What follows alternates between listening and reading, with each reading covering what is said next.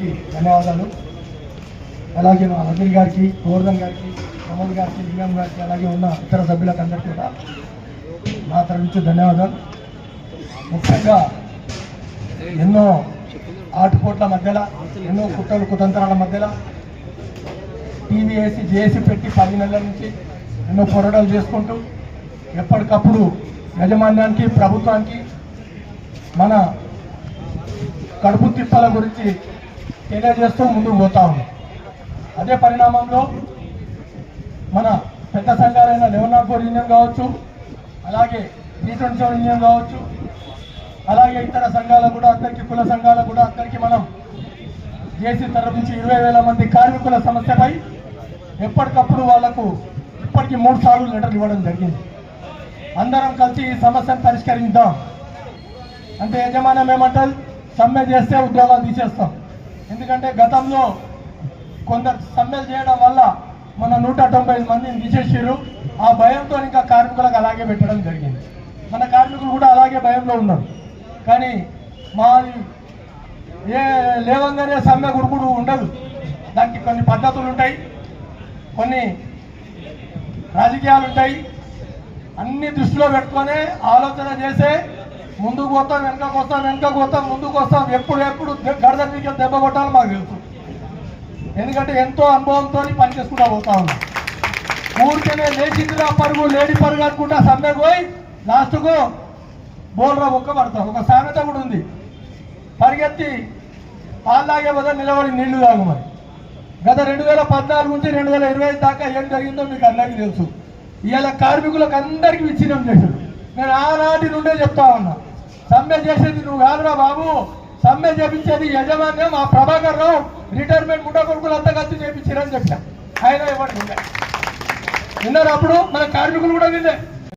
ఆ ఆంధ్రాలో ఎన్ని హక్కుల గురించి కొట్లాడేటు ఆ బుద్ధి అనుకోని ఉందా, తెలివి ఉందా? మనం ఆలోచన చేయాలి. మొదల నుంచి మనకు ఎవరు సహాయం చేసారు, మన గురించి ఎవరు పోరాటం చేస్తున్నారు, మన గురించి ఎవరు కష్టపడుతున్నారు, రాత్రినక పగలనక. కార్మికుల గురించి యజమాన్యం దగ్గర ఎందుకు పోరాటాలు చేశారు, యజమాన్యంతో ఎన్నోసార్లు కొట్లాటలు జరిగినాయి, ఎన్నో ఉద్యమాలు జరిగినాయి. లేబర్ కమిషన్ ఆఫీస్ దగ్గర ఉద్యమాలు జరిగినాయి, విద్యుత్ సౌధ దగ్గర గుర్రాలతో తొక్కించుకోవడం జరిగింది. ఇవన్నీ ఉన్నాయి. తెలంగాణ ఉద్యమంలో మనం ఎన్నో కార్యక్రమాలు చేయడం జరిగింది. ఇవన్నీ దృష్టిలో పెట్టుకొని మన హక్కుల గురించి మనం పోతా 34,000 వచ్చినాం.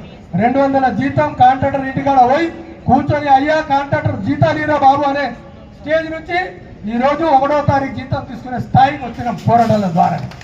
నిన్న మొన్న వచ్చిన విధులు చాలా ఎక్కువ మాట్లాడుకున్నాం, వాట్సాప్లో చూస్తా ఉన్నాం. వాళ్ళకు ఒకటే చెప్పదలుచుకున్నా, మీరు కలిసి వస్తే టీవీఎస్సీ జేఏసీ తరఫు కలిసి రండి, మేము స్వాగతిస్తాం. ఊరికే లేకుంటే నాకు పచ్చి బూతులు వస్తాయి, ఎక్కడంటే అక్కడ మాట్లాడతాం, అందులో మోగడం లేదు. ఇలా ఎవరు భయపడేటోడు ఎవరు లేడు. కాబట్టి దయచేసి చెప్తున్నా, ఇప్పుడు కూడా మీ మీద మాకు ఎలాంటి కోపాలు తాపాలు లేవు. ఓపెన్గా చెప్తా ఉన్నాం. మొదలేమన్నా సమ్మె నోటీస్ ఇవ్వండి, మేము తెల్లారే వస్తామన్నాం. సరే సమ్మె నోటీస్ ఇచ్చినాం. తర్వాత ఇండివిజువల్ యూనియన్ తరఫు నుంచి మరి వాట్సాప్లో మెసేజ్ పెట్టినాం. సరే ఇచ్చినాం. ఇచ్చిన తర్వాత మీకు అందరికీ తెలుసు లేబర్ కమిషనర్ దగ్గర ఏమైందనేది. ముందు 12/3 అయింది, మనకు లేబర్ కమిషనర్ దగ్గర 12/3 అగ్రిమెంట్ అయింది. ఇప్పుడే వదిలి గారు చెప్పారు. దాని తర్వాత స్టాండింగ్ రూల్ అని మన రిటైర్మెంట్ మన విధవలు ఆ రోజు చేసిన మనకు మోసం. వాళ్ళకి పచ్చి బూతులు ఎన్నోసార్లు తిట్టాం, డైరెక్ట్ తిట్టాం మనం. ఆయన ఏం చేసి సస్పెండ్ చేసి ఏమైంది, వాళ్ళ ఉద్యోగం ఎక్కలే పోయిందా? ఇది ప్రజాస్వామ్యం. ఎవరు ఉద్యోగం తీసి హక్కు ఉండదు. కొద్ది రోజులు కదా సతాయిస్తారు, సతాయించకపోతే ఎట్లకి వస్తుంది, హక్కులు వస్తాయా? ఊరికైనా పోరాటాలు ఉంది, తెలంగాణ వచ్చిందా? ఎంతమంది యువకులు చనిపోయారు, అదొకసారి గుర్తుపెట్టుకోవాలి. ఎంతో మంది చనిపోయారు, ఎంతో మంది కాలు చేతులు పోయినాయి, ఎంతో మంది కాలిపోయారు. ఇవాళ మన కార్మికులు కూడా ఎంతో మంది ఇవన్నీ. ఇవాళ పొద్దున కూడా ఒక కార్మికుడు చనిపోయాడు మళ్ళా. కాబట్టి మిత్రులారా, ఇదంతా మనం ఐక్యంగా పోరాడాల్సిన అవసరం వచ్చింది. ఎవ్వరు కూడా భయపడాల్సిన అవసరం లేదు, ఏ అధికారికి పడవలసిన అవసరం లేదు. ఇప్పుడు అధికారుల కొత్త వంట వరపు అయిపోయింది, ధన్యవాదాలు. వంట వరపు తర్వాత కొత్త అధికారుల మీద పెట్టబోతున్నాం. అది ఇంకా మేము మీటింగ్లో చర్చించలేదు. ఇది ఎలా ఉంటుందంటే, తెలంగాణ ఉద్యమంలో ఏ రకంగా అయితే మనం రాజకీయ నాయకులు చేసేమో, ఎంపీలకు కావచ్చు, ఎమ్మెల్యేలకు కావచ్చు, రాజీనామా చేసి రేపు తెలంగాణకు వస్తారా లేదా అని చెప్పేసి ఎట్లయితే చేసేమో, ఇవాళ మన అధికారులు కూడా అట్లని చేయబోతున్నాం. ఎందుకంటే కింది స్థాయి అధికారులు మేము చూసుకుంటాం సార్, మేము చూసుకుంటామని కొందరు అధికారులు చాలా అతి ఉత్సాహం చూపిస్తున్నారు. వాళ్ళకు వాళ్ళు సమ్మె పోతే మేము చూసుకుంటాం సార్ అంట. ఏంటి గాడి గుడ్డు చూసుకునేది? మీ సంగతి చూస్తాం బిడ్డ. 500 మంది అవినీతి అధికారులు మొత్తం చిట్ట మా దగ్గర ఉంది. మా గురించి మీరు మాట్లాడితే మీ మొత్తం జీవితాలు నాశనం చేయని కూడా సిద్ధంగా ఉన్నాం. ఓపెన్ గా చెప్తా ఉన్నా, ఎవరు వస్తారో రమ్మంటూనే నేను ఛాలెంజ్ చేస్తున్నా. ఎందుకంటే ఇది ఆషామాషి వ్యవహారం కాదు. 20,000 కుటుంబాల గురించి మేము మాట్లాడుతున్నాం.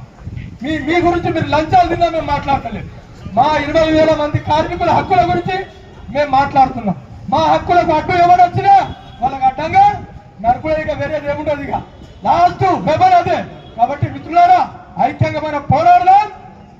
దయచేసి అర్థం చేసుకోండి, ఎవరు చెప్పినా వినే అవసరం లేదు. మనం అంతా ఐక్యంగా ఉందాం, ఐక్యంగా పోరాడదాం, మనం హక్కులను సాధిద్దాం. ధన్యవాదాలు.